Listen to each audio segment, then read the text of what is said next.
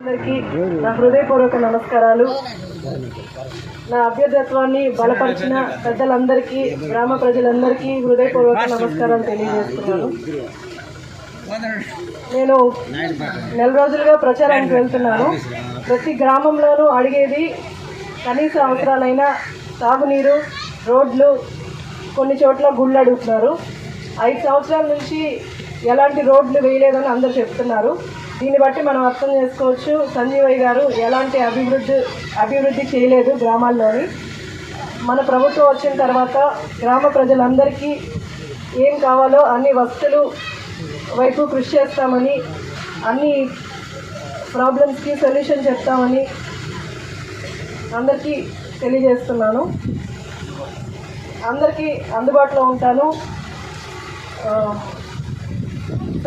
నన్ను ఆశీర్వదించి మీ బిడ్డగా ఆదరించి సైకిల్ గుర్తుపై ఓటేసి అఖండ మెజారిటీతో గెలిపిస్తారని, అలాగే చంద్రబాబు నాయుడు ముఖ్యమంత్రిని చేస్తారని ప్రార్థిస్తున్నాను.